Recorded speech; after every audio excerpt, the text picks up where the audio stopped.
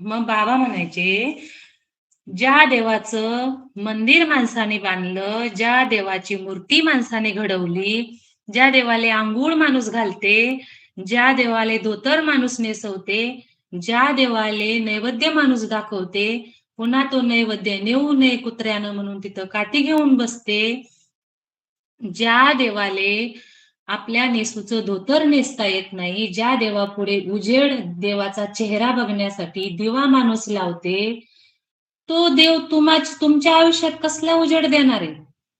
अशा पद्धतीने बाबा कीर्तनामध्ये लोकांना, समोर बसलेल्या लोकांना बोलायचे, प्रश्न विचारायचे आणि लोकांच्या लक्षात यायचं, की आपण खरंच माणसातला देव हा शोधला पाहिजे.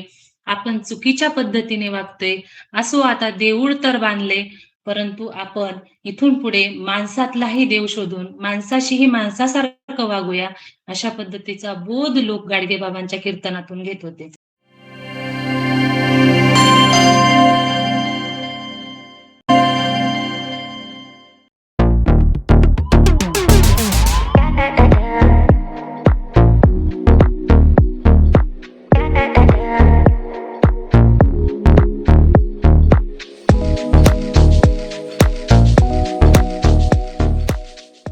संविधान जागृती देशाची प्रगती अंतर्गत विशेष ऑनलाईन व्याख्यानमाला आपण 1213 पुष्प या ठिकाणी गुंफत आहोत आणि आजचे प्रमुख वक्ते आहेत आदरणीय सुनीताताई दरवडे गदादे, ताई महामानव विचार प्रबोधक प्रसिद्ध व्याख्यात्या बेलवंडी श्रीगोंदा येथून आहेत, आयलानगर येथून आहेत. आणि आजचा ताईंचा विषय आहे संत गाडगे बाबा विचार, आचार आणि परिवर्तन. संत गाडगे बाबा यांनी साध्या सोप्या भाषेत कीर्तनातून स्वच्छता, शिक्षण, अंधश्रद्धा निर्मूलन, जातीभेद निर्मूलन, व्यसनमुक्तीचा प्रचार केला. त्यांचे विचार कृतीत आणून अस्पृश्यता निवारण, गोरक्षण, अनाथाची सेवा आणि गरिबांना मदत केली, ज्यामुळे समाजाच्या आचार विचारामध्ये मोठा बदल घडला आहे. गाडगे बाबांच्या पूर्ण जीवनावर, कार्यावर आदरणीय सुनीताताई दरवडे गदादे या प्रकाश टाकणारच आहेत. पुढील सूत्र मी आदरणीय सुनीताताई दरवडे गदादे यांच्याकडे देतो. ताईंना विनंती, आपण आपल्या विषयाला सुरुवात करावी. आदरणीय सुनीताताई. या उपक्रमासाठी उपस्थित सर्व श्रोते यांचे मी प्रथमतः ऋण व्यक्त करते. तसंच आता ज्यांनी अतिशय सुंदर अशा पद्धतीचं सूत्रसंचालन केलं, ते अरविंद मस्के दादा यांचेही मी ऋण व्यक्त करते. आपला आजचा विषय अतिशय महत्वाचा आणि अगदी वेळेवरचा, कारण उद्या 20 डिसेंबर माणसात देव शोधणारे संत गाडगे महाराज यांचा स्मृती दिन. आणि स्मृती दिन म्हटलं की आपल्या परिवर्तनवादी चळवळी, आपल्या महामानवांचं जे कार्य आहे, त्यांचे जे विचार आहे, त्यांच्या स्मृतींना उजाळा देण्याचं काम हे नेहमीच करत असतात. ते आज आपण या व्याख्यानमालेच्या माध्यमातून करत आहोत. आणि त्यासाठी उपस्थित जे श्रोते आहेत, त्यांनी मी बोलत असताना आपल्या समोर तर कोण दिसत नाही, परंतु त्यांनी मला या जे लोगो आहेत त्याच्या माध्यमातून प्रतिसाद द्यावा, म्हणजे मलाही बोलण्यासाठी स्फूर्ती मिळते, अशी मी विनंती करते. तर गाडगे महाराजांचा जन्म 23 फेब्रुवारी 1876, ठिकाण अमरावती जिल्ह्यातील दर्यापूर तालुक्यात शेनगाव या परीत समजल्या जाणाऱ्या जातीमध्ये गाडगे बाबांचा जन्म झाला. त्यांचं मूळ नाव डेंबूजी जिंगराजी जानोरकर, आईचं नाव सखुबाई. आता गाडगे बाबांचं कुटुंब कसं होतं, तर गाडगे बाबांचं जे त्यांच्या समाजामध्ये वातावरण होतं, ते अतिशय टोकाच्या अंधश्रद्धेंनी ग्रासलेलं असं ते वातावरण होतं. अशा वातावरणामध्ये अंधश्रद्धा आणि व्यसन ह्या दोन्ही गोष्टींचा इतका वाईट परिणाम गाडगेबाबांच्या समाजावरती झालेला होता. इव्हन संपूर्ण समाजच त्यावेळी अंधश्रद्धेने ग्रासलेला होता. त्यात गाडगेबाबांचं कुटुंब काही मागे नव्हतं. आता बाबांच्या कुटुंबाला या व्यसनाचा आणि अंधश्रद्धेचा इतका मोठा फटका बसला, की त्यांचा होता नव्हता पैसा त्यामध्ये तर गेलाच, परंतु डेंबूजीचे जे वडील झिंगराजी जानोरकर, त्या ते व्यसनाच्या अधीन इतके झाले, की त्यांना कसलं भानच राहिलं नाही आणि त्यामध्ये त्यांचं सगळी संपत्ती गेली, त्यांचं शरीर वाया गेलं, ते आजारी पडले. त्यातच त्यांचा मृत्यूही झाला. गाडगेबाबांचे वडील गेल्यानंतर त्यांची आई सखूबाई आणि डेबूजी हे दोघं मायलेकरं त्यांच्या मामाच्या गावी म्हणजे सखूबाईच्या माहेरी दापोरे या गावी आले. त्या ठिकाणी चंद्रभान मामा त्यांच्या घरी ते राहायला लागले आणि तिथं राहत असताना हा छोटा डेंबूजी अतिशय कष्टाळू, अतिशय हुशार आणि चालाक आणि बुद्धिमान असा मुलगा होता. फक्त दुर्दैव एवढं, की त्यांना त्या काळी शिक्षण मिळालं नाही. परंतु हा जो डेबूजी आहे, त्याला मामाच्या गावी जे काम होतं, ते ते काम असं असायचं, की त्या ठिकाणी गोवाऱ्यांचं काम असायचं. म्हणजे गोपाळ, जनावरं चारणारा, गुराखी, अ, पुन्हा शेतीची कामं करणारा. गाडगेबाबा प्रचंड कष्टाळू होते. म्हणजे शेतामधलं जे पडेल ते काम, जनावरांचं जे काही काम असेल, ते सगळं गाडगेबाबा अगदी मन लावून काम करायचे. आणि असा कष्टाळू आपला भाचा आहे, म्हणून मामाही त्याला खूप जपायचे, जीव लावायचे. कालांतराने गाडगेबाबांचं लग्न झालं. लग्न गाडगेबाबांचं लग्न झालं. त्या मुलीचं नाव कुंताबाई. कमलापूर गावच्या धनाजी खिल्लारकर यांची ती मुलगी.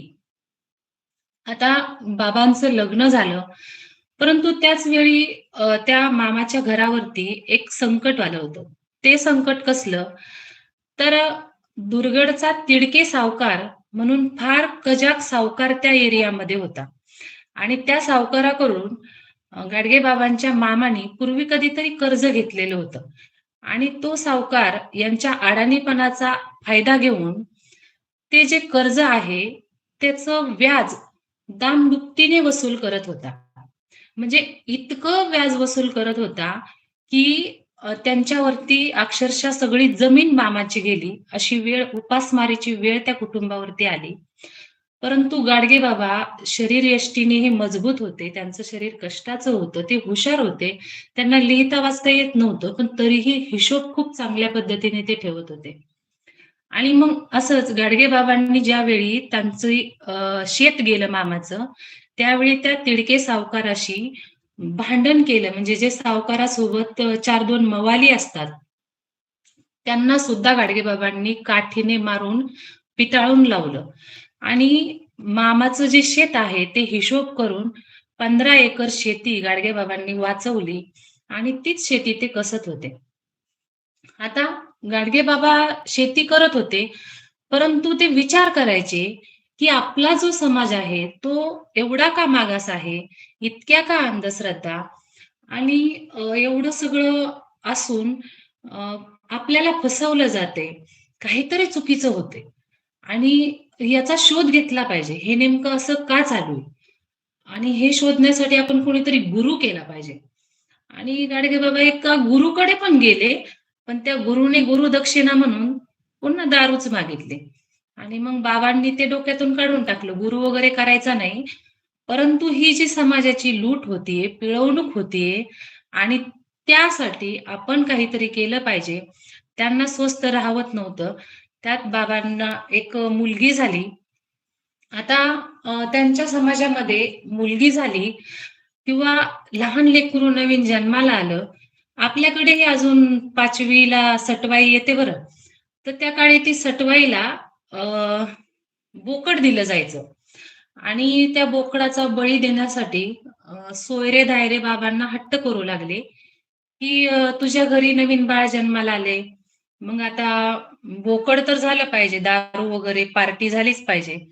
तर बाबांनी त्या प्रथेला पूर्णपणे विरोध केला आणि सांगितलं, की "बापाहो, तुम्हाले माई पोरगी जन्माला आली म्हणून मी दुसऱ्या प्राण्याचा बळी देणार नाही. तुम्हाला जर जेवण पाहिजे असेल, तर मी गोडाचं जेवण देतो. सगळेजण या." अशा पद्धतीने बाबांनी त्या प्रथेला विरोध करून त्या ठिकाणी एक नवीन अ, गोष्ट रुजवली, ज्यामध्ये बकऱ्याचा बळी न देता गोडाचं जेवण द्यायला सुरुवात झाली. समाजातील इतर लोकांनाही ते पटायला लागलं. म्हणजे गाडगे बाबांच्या या विचारातून, त्यांनी केलेल्या आचारातून हे परिवर्तन होताना दिसलं आणि मग गाडगे बाबांना वाटलं, आपण या ठिकाणी थांबून उपयोग नाही. आपण बाहेर पडलं पाहिजे. समाजात इतरही असे घटक आहेत, त्यांच्यापर्यंत हा मेसेज गेला पाहिजे. समाज सुधारला पाहिजे आणि ज्याप्रमाणे गौतम बुद्धांनी घर सोडलं होतं, तसंच गाडगे बाबांनी 9 फेब्रुवारी 1905 साली अचानकपणे घर सोडलं. आता जो मुलगा मामाची शेती सांभाळत होता, मामा सांभाळत होता, बायकोला सांभाळत होता, आपल्या मुलांना, आईला, सर्वांना सांभाळणारा हा मुलगा ज्ञानाच्या शोधार्थ घर सोडून जातो. म्हणजे कितीतरी मोठा हा समाजासाठी केलेला त्याग होता आणि बाबांनी घर सोडलं आणि उगाच अशी भ्रमंती सुरू केली.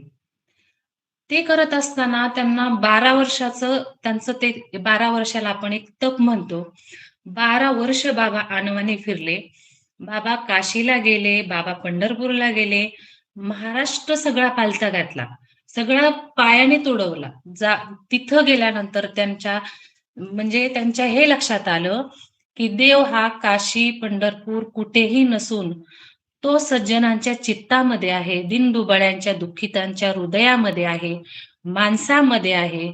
ज्याप्रमाणे नामदेव महाराज म्हणतात, "जनी जनार्दन, तसा जनार्दन तो देव कुठेही नसून माणसांच्या हृदयामध्ये आहे." हे गाडगे बाबांच्या लक्षात आलं. गाडगे बाबांनी भ्रमंती करत असताना त्यांच्यावरती कबीरांच्या दोह्यांचा आणि तुकाराम महाराजांच्या अभंगाचा, म्हणजे तुकाराम महाराजांनी लिहिलेल्या अभंगातील ओव्यांचा प्रचंड प्रभाव पडला. खूप मोठा परिणाम बाबांवरती झाला. मग बाबांनी काय केलं, प्रमाणे तुकाराम महाराज म्हणतात, देव कुठं आहे, कसं ओळखायचं?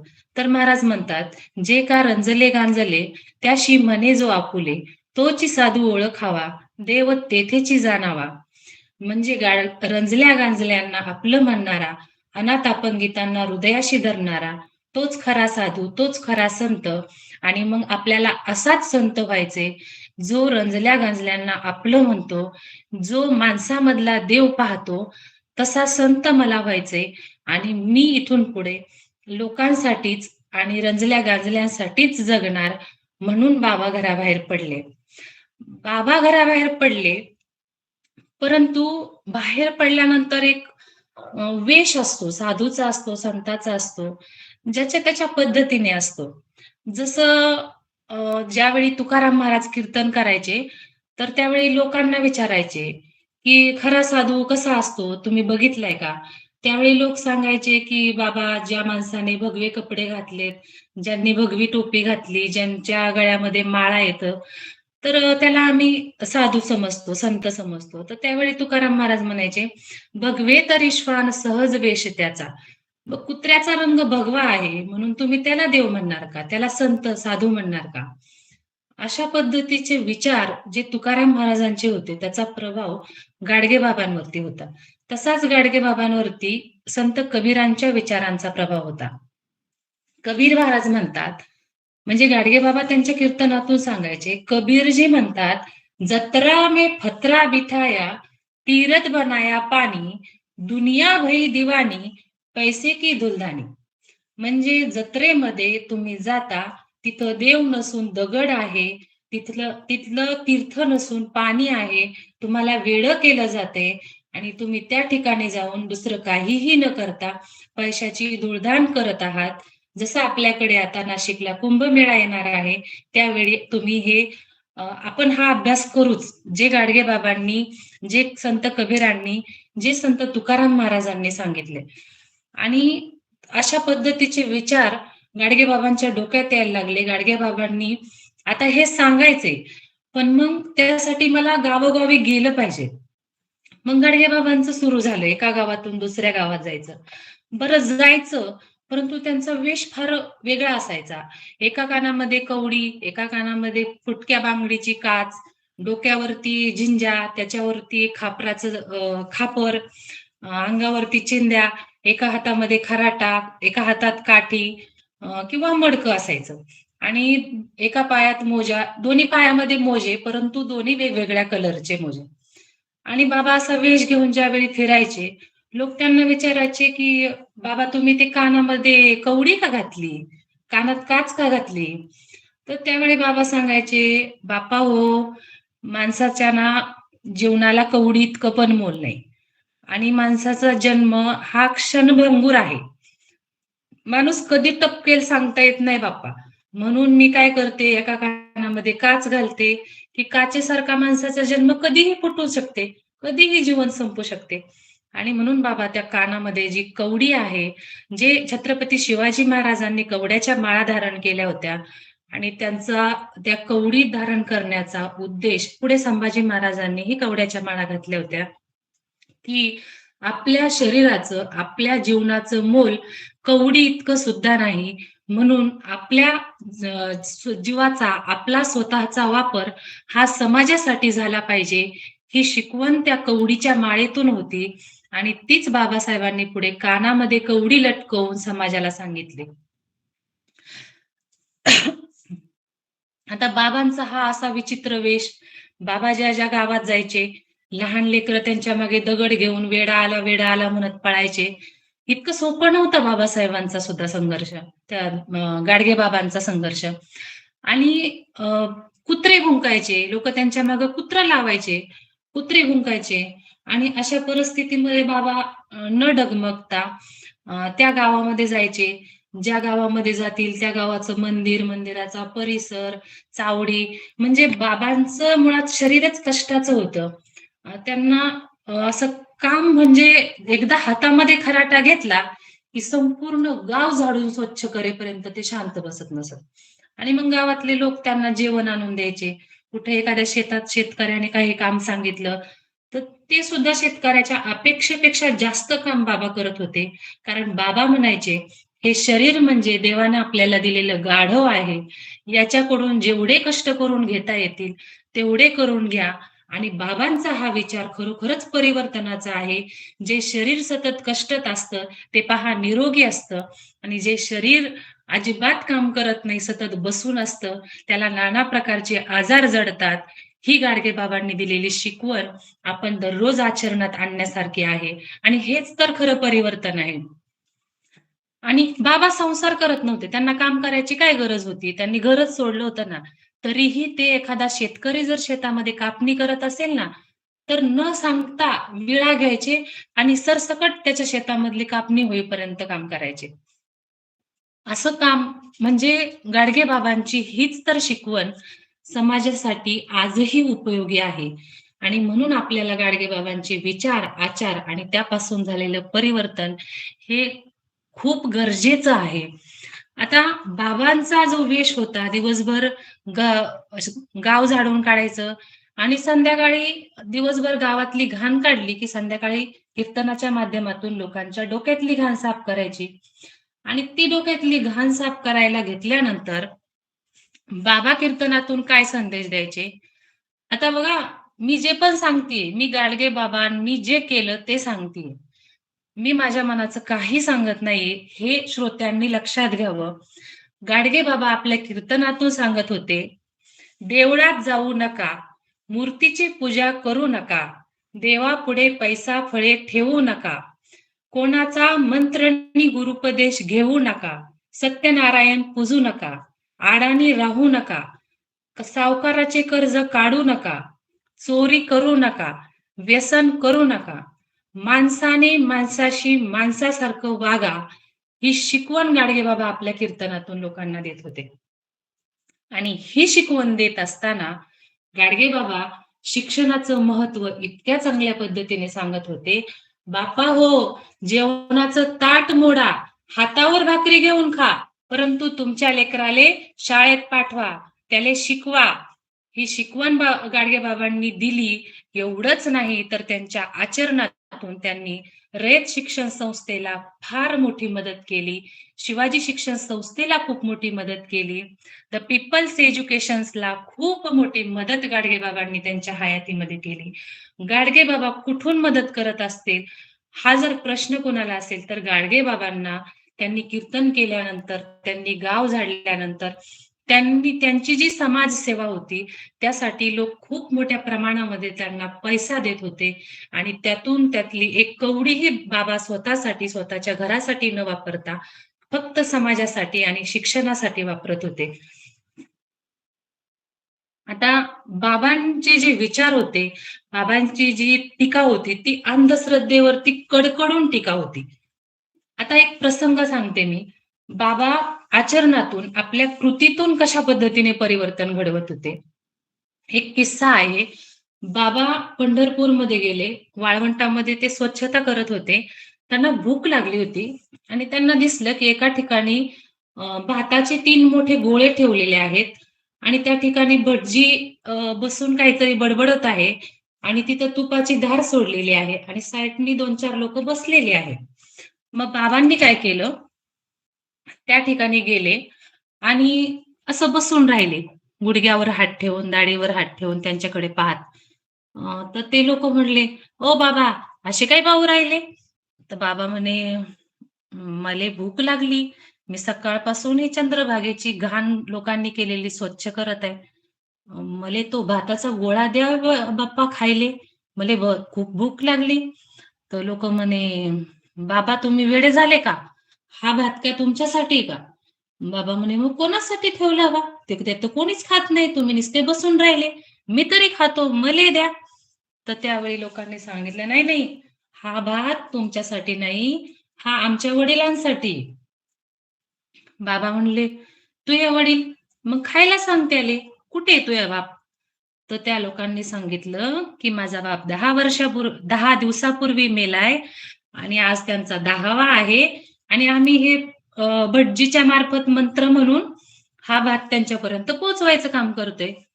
तर त्यावेळी बाबांनी सांगितलं, की "भटजीच्या मार्फत हा भात कसा काय जाते तुझ्या बापापर्यंत?"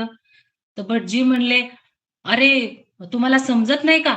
मी एवढा मंत्र म्हणतोय, घसा कोरडा होईपर्यंत मी बडबडतोय. माझ्या मंत्रामध्ये ती ताकद आहे, की इथला जो भात आहे चंद्रभागेच्या काठावरचा, तो डायरेक्ट स्वर्गामध्ये जातो." आणि हे ऐकल्यानंतर बाबांनी थोडीशी गंमत करायची ठरवली. हातामधलं ते मडकं घेतलं, नदी पात्रात उतरले आणि नदीतून "घे पाणी, फेक काठावर, घे पाणी, फेक काठावर" असा सपाटा चालू केला. आणि मग हे लोकं डिस्टर्ब झाले, जी पूजा चालली होती तिथं. तर त्यांनी विचारलं, की "बाबा असं काय करताय वेड्यासारखं? नदीतून पाणी काठावर कोण फेकते का? ते परत नदीत नाही जाते का?" बाबा म्हणले, "दिसून नाही राहिलं का? मी माझ्या शेताला पाणी देऊ राहिलो." तर ते तिथं बसलेले लोकं म्हणले, "बाबा वेड-बीड लागलं का? कुठे आहे तुमचं शेत?" तर बाबा म्हणले, "तिकडे वऱ्हाडात, अमरावतीले." मग बाबा तुम्ही इथं चंद्रभागेतून, पंढरपुरातून फेकलेलं पाणी अमरावतीला कसं जाईल? आता काय सांगू बाप्पा, तो तुझ्या भटजी नाही का बोलला मगाशी? मी म्हणलेल्या मंत्रामुळे इथला भात स्वर्गात जाते आणि मग पाणी अमरावतीला नाही जाणार का? आणि मग बाबांच्या ह्या विचारातून, आचारातून ते पूजेला बसलेले लोक जागे होत, त्यांच्या डोक्यामध्ये प्रकाश पडे आणि ते गाडगे बाबांच्या पायावर येऊन पडत. म्हणजे बघा त्या काळची लोकं अडाणी होती, परंतु अशा पद्धतीने आचरणातून, कृतीतून जर अंधश्रद्धा कशी असते ते सांगितलं, तर त्यांचे डोळे उघडत होते. आपले डोळे अजूनही उघडायला तयार नाही. शिकूनही आपण त्याच गोष्टी पुन्हा-पुन्हा करत आहोत. हे आपल्या संत विचाराचं, खरंच आपल्या महाराष्ट्राचं, पुरोगामी महाराष्ट्राचं दुर्दैव आहे, असं म्हणायला हरकत नाही. असो, मला तिकडे जायचं नाही. तर गाडगेबाबा सांगत होते, "देव कुठे आहे? तर देव माणसात आहे." मग माणसात देव आहे, म्हणून गाडगे बाबा काही फक्त मोजक्याच लोकांना माणूस किंवा देव समजून त्यांची पूजा करत नव्हते. गाडगे बाबांनी महारोग्यांना सुद्धा अंघोळ घातली. त्यांना सुद्धा बरं केलं. त्यांची सुद्धा सेवा केली. महारोग्यांमध्ये सुद्धा त्यांनी विठोबाला पाहिलं. महारोग्यांमध्ये सुद्धा त्यांनी त्यांच्या राहण्याची व्यवस्था त्यांनी धर्मशाळा बांधून केली. आणि गाडगे बाबा अजून कीर्तनामध्ये म्हणायचे, की "बाप्पा रे, तुम्हाला देव पाहायचा आहे ना, तर देव कुठे आहे? देव माणसात आहे. तुम्हाला देव बघायचा आहे, तर तुम्ही त्या गांधीले देव माना. त्याने इंग्रज हाकलला इकडनं. तुम्हाला जर देव पाहायचा आहे, तर बाबासाहेबाले देव माना. त्याने अस्पृश्याचा उद्धार केला, स्त्रियांचा उद्धार केला. तुम्हाला जर देवच बघायचा आहे, जित्ता जागता देव बघायचा आहे, तर गाडगे बाबा बाजूला उभे असलेल्या कर्मवीर भाऊराव पाटलांकडे हात करून सांगायचे, "या भाऊरावाले देव माना. याने बहुजनांच्या पोराईले शिक्षण दिलं." अशा पद्धतीने गाडगे बाबा जे समाजासाठी आपलं आयुष्य झोकून देतायत, अशा लोकांना देव मानायला सांगत होते. आणि लोकांच्याही डोक्यामध्ये प्रकाश पडत होता. लोकही बाबांचं ऐकत होते. बाबांचं कीर्तन म्हणजे लाखोंचा जनसमुदाय असायचा. बाबांच्या या कीर्तनामधून बाबा पुढची शिकवण देत होते, ती म्हणजे स्वच्छतेची. गाडगे बाबांना अस्वच्छता मुळीच पसंत नसे. आपल्या सर्वांना मगापासून मी सांगत आहे, बाबा ज्या गावामध्ये जात होते, ते गाव झाडून स्वच्छ करत होते. गाडगे बाबा एकदा ऋणमोचनच्या नदीकाठी गेले होते. तिथली यात्रा होती. त्यांच्या लक्षात आलं, की इथं खूप चिखल झालाय, गाळ झालाय, नदीकाठी खूप घाण आहे आणि लोकं नदीमध्ये अंघोळी करता जात आहेत आणि तिथं पाय घसरून पडत आहेत. कित्येकांचे अवयव निकामी झालेले आहेत. म्हणून बाबांनी त्या ऋणमोचनच्या नदीवरती घाट बांधायला घेतला. आणि बघा परिवर्तन कसं असतं. बाबांची ही समाजसेवा पाहून, बाबांचं हे कार्य पाहून ज्या तिडके सावकारांनी, म्हणजे सावकार म्हणजे एक अशी जमात जी लोकांचं लुबाडून खाणारी, त्या सावकारामध्ये इतकं परिवर्तन झालं, की त्यांनी गाडगे बाबांनी जे ऋणमोचनचा घाट बांधायला घेतला होता, तो घाट बांधण्याचा संपूर्ण खर्च त्या तिडके सावकारांनी केला. हे आहे परिवर्तन. आणि गाडगे बाबा सत्यनारायणावरती कडकडून टीका करायचे. आता सत्यनारायणावर टीका का करायचे? तर त्याचं बी कारण आहे. त्याचा गाडगे बाबांनी केलेला अभ्यास आहे. आणि एक उदाहरण, जे गाडगे बाबांचं शेवटचं कीर्तन, त्यावेळी बाबा जरा आजारीच असायचे. बाबा जास्त बाहेर पडत नव्हते. अशा टायमिंगमध्ये 8 नोव्हेंबर 1956 वांद्रा पोलीस स्टेशनला सत्यनारायण होता आणि त्या निमित्ताने तिथल्या लोकांनी बाबांना तिथं बोलवलं होतं. तर बाबा बोलले, की "मी येतो बाबा. मी काही कीर्तन करू शकणार नाही. माझी काही तब्येत बरी नाहीये. पण तुम्ही जर म्हणत असाल, तर मी फक्त तिथपर्यंत येऊन बसतो." पण बाबा कित्येक दिवस बाहेर आले नव्हते आणि आज येतायत म्हटल्यानंतर लोकांची एकच गर्दी तिथं झाली. आणि लोकांची गर्दी झाल्यानंतर बाबा म्हटले, "एवढे लोकं जर माझं कीर्तन ऐकायला आलेत, तर माझा आजार काय लागून गेला? अ, करा चालू," म्हणे, "द्या माईक." आणि मग बाबांनी त्या ठिकाणी कीर्तन करायला सुरू केलं आणि बाबांचं ते शेवटचं कीर्तन आपल्याकडे आता अभ्यासाला उपलब्ध आहे. बऱ्याच त्याच्या ऑडिओच्या क्लिप आहेत. ते लिहूनही काढलेलं आहे. गाडगे बाबांचं ते कीर्तन प्रबोधनकार ठाकरेंनी त्यांच्या हयातीमध्ये लिहिलेल्या लेखामध्ये, एका पुस्तकामध्ये आहे. अशा पद्धतीने गाडगे बाबा सत्यनारायणाच्या कीर्तनाला गेल्यानंतर सत्यनारायणावरती टीका कशी करतात बघा. बाबा म्हणतात, "अरे बाबा, ₹2.5 घेऊन कसला सत्यनारायण करतो? 2.5 लाख घे आणि ज्या मुंबईच्या बंदरामध्ये बुडलेल्या नौका आहेत, त्यामध्ये कोट्यावधीची संपत्ती खाली गाडली गेली. तर ती वरती काढून दे. ₹2.5 कसले घेता? मी 2.5 लाख देतो." अशा बाबांच्या चॅलेंजला एकही भटजी पुढे येऊन म्हणत नव्हता, की "चला मी समुद्राच्या कडेला सत्यनारायण करतो आणि बुडालेल्या बोटा वरती काढून दाखवतो." कारण त्या पोथीमधलं जे उदाहरण असतं, की साधू वाण्याची जी बोट आहे, ती समुद्राच्या तळाशी गेली, ₹2.5चा सत्यनारायण केला आणि मग ती बोट समुद्रातून वरती आली. कलावती, लीलावतीचे नवरे जिवंत वरती आले. तर बाबा म्हणतात, की तुम्ही 2.5 कोटी घ्या, 2.5 लाख घ्या आणि त्या समुद्राच्या तळाशी असलेल्या ज्या बंदरात गेलेल्या कोट्यावधी रुपयाचं जे नुकसान झालेलं आहे, त्या बोटा वरती काढून द्या. हा विचार एका अडाणी संताच्या डोक्यामध्ये येतो. आपल्या का नाही येत ते मलाही कळत नाही. आणि असो, परत मी तिकडेच जातीये. तर आपला तो विषय नाहीये. पण काय करणार? आणि त्यानंतर बाबा काय करायचे, लोकांशी संवाद करत करत कीर्तन करायचे. लोकांशी संवाद कसा असायचा बाबांचा, तर बाबा काय करायचे, एखाद्या ठिकाणी मंदिर बांधले आणि त्या ठिकाणी तो मंदिर बांधल्यानंतर सप्ताह असतो. शेवटच्या दिवशी पारायण असतं, ते कलशारोहण वगैरे काहीतरी कार्यक्रम असतात, आपल्याकडेही असतात. आणि तसंच त्या काळी ज्यावेळी बाबांना बोलवलं जायचं कीर्तनाला, बाबा समोर बसलेल्या लोकांकडून असे प्रश्न विचारायचे. बाबांचं कीर्तन म्हणजे संवाद करत असायचं. म्हणजे बाबा विचारायचे, "बापा हो, देऊळ बांधलं का?" लोकं म्हणायचे, "हो बाबा, बांधलं. खूप टोलेजम देऊळ बांधलं." बाबा म्हणायचे, "कुणी बांधलं?" लोकं म्हणायचे, "ते वडाऱ्याच्या लोकांनी दगडं फोडून दिले, आम्ही बांधले." म्हणायचे. आणि मग लोकं म्हणायचे, बाबा म्हणायचे, देवळात मूर्ती बसवली का? देव आणला का देवळात?" तर लोकं म्हणायचे, "आणला." बाबा म्हणायचे, "विकत आणला की फुकट आणला?" लोकं म्हणायचे, "फुकट बरे देईल तो मूर्तिकार, आम्ही विकत आणला जी." बाबा म्हणायचे, "अरे देव काही विकत थोडी भेटते. देव विकत घ्यायची गोष्ट आहे का? देव का बाजारचा भाजीपाला आहे का?" तर लोकांना म्हणायचे, "बरं असू द्या, असू द्या. देव आणला, देवळात मूर्ती आणली, बसवली. मग तुम्हाला देवाला अंघोळ कोण घालते?" लोकं म्हणायचे, "आम्हीच घालतो." "तुम्हाला देवाला नेसूचे धोतर कोण नेसवते?" लोकं म्हणायचे, "आम्हीच तर नेसवतो." मग बाबा म्हणायचे, "तुम्हाला देवाला जेवण कोण देते?" लोकं म्हणायचे, "आम्हीच तर नैवेद्य ठेवतो." आणि "मग काय करता?" "आम्ही तिथं काठी घेऊन बसतो." "आता काठी कायले बाप्पा?" तर लोकं म्हणायचे, "मग कुत्रं, कावळा आला तर नैवेद्य घेऊन नाही का जाणार? मग आम्ही ते हाणायसाठी बसतो तिथं." मग बाबा म्हणायचे, "तुमच्या देवापुढं दिवा कोण लावते?" लोकं म्हणायचे, "आम्हीच तर लावते."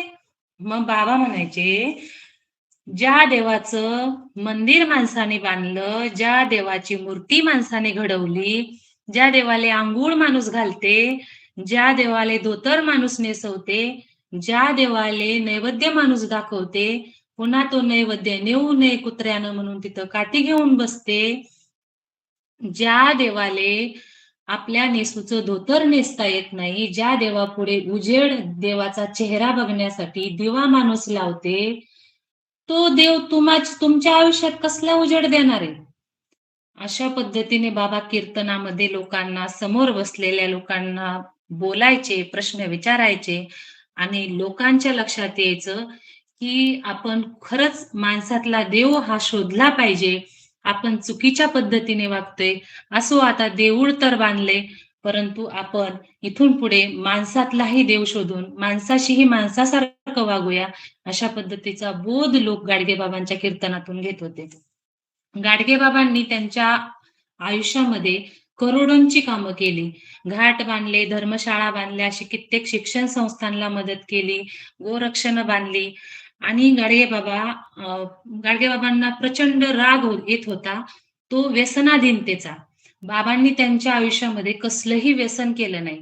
बाबा कीर्तनामध्ये बायकांना सांगायचे, "बाया हो, नवऱ्याले देव म्हणा, नवऱ्याचे रोज पाय धुवून पाणी प्या, त्यांचे रोज पाया पडा. तुमच्या नवऱ्याले तुम्ही पोटभर जेवू खाऊ घाला. तो तुमचा धनी आहे. तो तुमच्यासाठी कामावर जाते. बाया हो, नवऱ्यावर जीव लावा. पण बाया हो, जर का तो नवरा दारू पीत असेल, तर त्याला हाताखालून काढा. हाताखालून काढा म्हणजे त्याला झोडून काढा. त्याला मारायला कमी करू नका. तो तुमच्या लेकरा-बाळाचं आयुष्य मातीमोल केल्याशिवाय राहणार नाही." अशा पद्धतीची शिकवण गाडगेबाबा कीर्तनातून देत होते आणि त्याचा परिणाम, त्याचं त्या परिवर्तन म्हणून कित्येक लोकं दारू पिणं बंद करत होते. व्यसन सोडून गाडगेबाबांचा उपदेश ते लक्षात ठेवत होते आणि आपल्या कुटुंबासाठी पुन्हा ते निर्व्यसनी होऊन जगत होते. आचार्य अत्रेंनी आपल्या मराठा दैनिकमधून गाडगेबाबांची सामाजिक संत म्हणून ओळख इतरांपर्यंत पोहोचवलेली आहे. गाडगेबाबा आणि महात्मा गांधी यांची देखील 2 वेळा भेट झालेली आहे. एकदा वर्ध्यामध्ये त्यांची भेट झालेली आहे. त्यावेळी महात्मा गांधींनी गाडगेबाबांना शेजारी जेवणासाठी बसवलं होतं. परंतु गाडगेबाबा तसं न करता खालीच बसून जेवले. गाडगेबाबा कुठलाही मान-सन्मान घेत नव्हते. याचं ते एक उदाहरण. आणि सगळ्यात महत्त्वाचं म्हणजे एकदा फैजपूरला काँग्रेसचं अधिवेशन होतं आणि त्या अधिवेशनासाठी बाबांना बोलवण्यात आलं. बाबांना ज्यावेळी तिथं बोलवलं, त्यावेळी बाबांनी येण्यास नकार दिलता. परंतु मी त्या परिसराची सगळी स्वच्छता करण्याची जबाबदारी घेतो, असं म्हणून बाबा त्या अधिवेशनाला आले. बाबांनी तिथं आल्यानंतर तो पूर्ण परिसर, ते जे अधिवेशनासाठीचं मैदान होतं, ते पूर्ण झाडून स्वच्छ केलं. इतकं स्वच्छ केलं, की गांधीजी ज्यावेळी त्या ठिकाणी आले, त्यावेळी ते सुद्धा ते तिथली स्वच्छता पाहून इतके प्रभावित झाले, की जी गाडगेबाबांकडून जी स्वच्छतेची प्रेरणा गांधीजींनी जी घेतली, तर ती गाडगेबाबांकडून घेतलेली आहे. आणि आपल्याला सगळ्यांना माहीत आहे, गेल्या 10 वर्षापूर्वी आपल्याकडे संत गाडगेबाबा ग्राम स्वच्छता अभियान सर्व राज्यभर राबवलं गेलं, सगळ्या देशामध्ये राबवलं गेलं. म्हणजे स्वच्छतेचे जे कोणी प्रणेते आहेत, ते संत गाडगेबाबा आहेत. परंतु अलीकडच्या या सरकारने ते गाडगेबाबांचं नाव बदलून त्यांच्याकडून प्रेरणा घेणाऱ्या गांधीजींचा चष्मा टाकून स्वच्छ भारत अभियान असं नाव दिलेलं आहे. आता हे सरकार नेहमीच नावं बदलत असतं. त्यात नावं बदलण्यामध्ये त्यांना इंटरेस्ट आहे. आपण जास्त काही बोलूही शकत नाही. चला असो, आपण पुढे जाऊया. तर प्रबोधनकार ठाकरे सांगितले, गाडगेबाबा आणि पंजाबराव देशमुख यांचेही खूप जवळचे संबंध होते.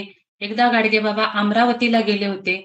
त्यांच्या लक्षात आलं, इथं लहान मुलं आहेत, म्हणजे वसतिगृह आहे. बाबा तिथं गेले आणि मुलं जेवणासाठी सुटली होती.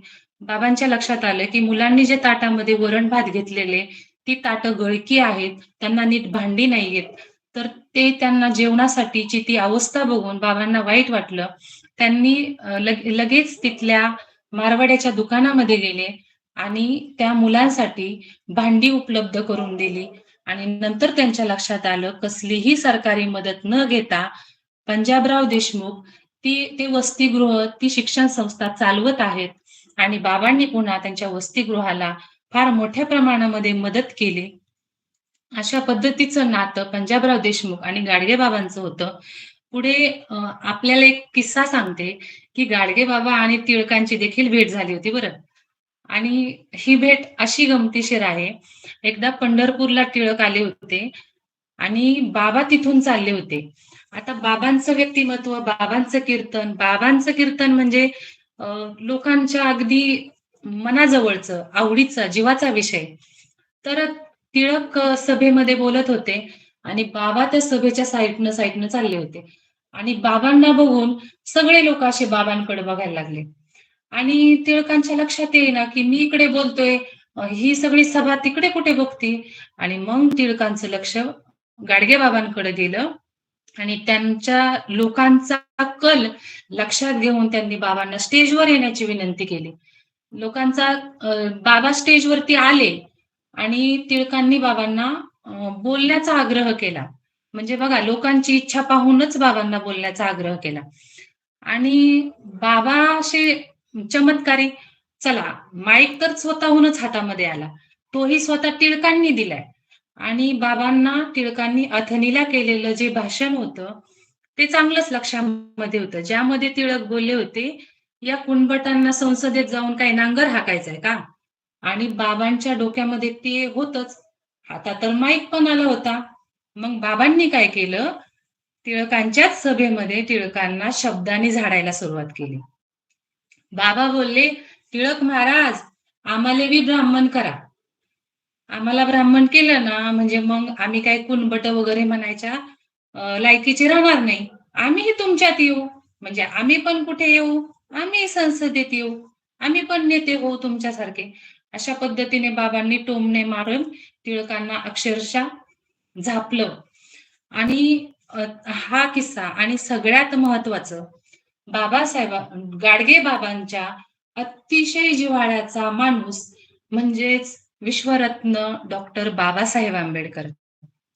बाबासाहेब आंबेडकर आणि गाडगे बाबा यांचं नातं इतकं सुंदर होतं, की एक उदाहरण आहे बघा. 5 मे 1923 ला गाडगे बाबांचा मुलगा गोविंदा याचं निधन झालं आणि ती गाडगेबाबांना समजली. त्यावेळी गाडगे बाबा बोलले, की "अशी दररोज कित्येक मुलं मरत आहेत आणि माझाच मेला म्हणून मग मी काय करू? मी या लोकांची मुलं का मुलं नाही का?" आणि गाडगे बाबांनी आपलं कीर्तन कंटिन्यू चालू केलं. "गोपाला, गोपाला, देवकीनंदन गोपाला, सांभाळ ही तुझी लेकरे, पुण्य समजती पापाला. गोपाला, गोपाला, देवकीनंदन गोपाला." आणि बाबांचं जे कीर्तन होतं, ते ऐकण्यासाठी कित्येक वेळा डॉक्टर बाबासाहेब आंबेडकर बाबांच्या कीर्तनाला आलेले होते. एकदा असंच बाबासाहेब कीर्तनाला आले, कीर्तन सुरू होतं आणि बाबासाहेब बसणार, इतक्यात एका पत्रकाराने जवळ असलेला रुमाल खाली अंथरला आणि सांगितलं, "बाबा याच्यावरती बसा." त्यावेळी डॉक्टर बाबासाहेब आंबेडकर बोलले, की "नाही, तो रुमाल उचला. या ठिकाणी गाडगे बाबांचं कीर्तन सुरू आहे, म्हणजे हा सगळा परिसर बाबांनी झाडून स्वच्छ केलेला आहे आणि इथं मला काही अंथरण्याची किंवा बसायला घेण्याची गरज नाही." बाबासाहेब आंबेडकरांनी त्या जमिनीवरती मांडी घालून गाडगे बाबांचं कीर्तन ऐकलं. अशा पद्धतीने यांचं नातं होतं. एकदा अ, रुद्धपूर अमरावतीमध्ये अ, तर तिथं कीर्तन चालू असताना गाडगे बाबांनी काय केलं, बाबासाहेब आंबेडकरांच्या नावाच्या घोषणा द्यायला चालू केल्या. कीर्तनातच घोषणा द्यायला चालू केल्या. आणि घोषणा देत असताना गाडगे बाबांच्या लक्षात आलं, की समोरचा जो समुदाय आहे, तो मी डॉक्टर बाबासाहेब आंबेडकरांचा म्हणल्यानंतर विजय असो असं म्हणत नाही. म्हणून बाबांनी अर्ध्यावरतीच कीर्तन सोडून दिलं. अशीच घटना नाशिक जिल्ह्यात मनमाडमध्ये एकदा झाली होती, की बाबासाहेबांच्या जयघोष केल्यानंतर, घोषणा दिल्यानंतर समुदायाने, श्रोत्यांनी साथ दिली नाही म्हणून बाबांनी अर्ध्यावरती कीर्तन सोडून दिलं.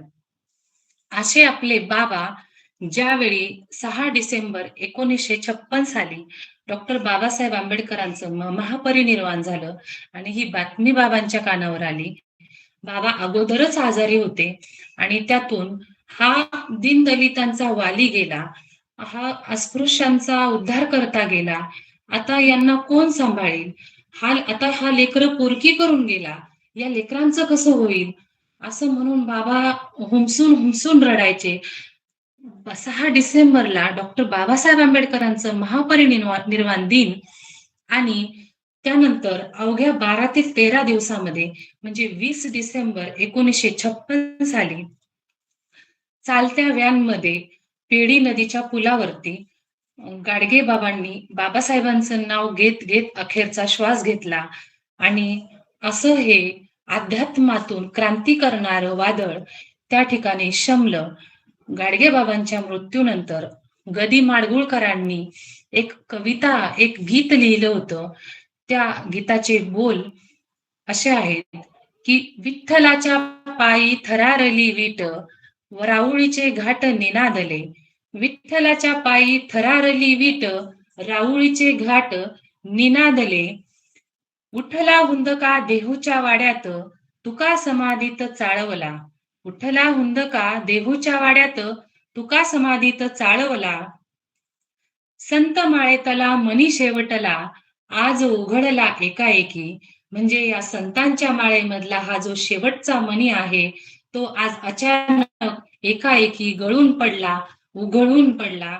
अशा पद्धतीचं गीत गडी माडगुळकरांनी गाडगे बाबांच्या मृत्यूनंतर लिहिलेलं. त्यानंतर एक त्यांचा चित्रपटही आला. त्या चित्रपटामध्ये हे गीत आहे.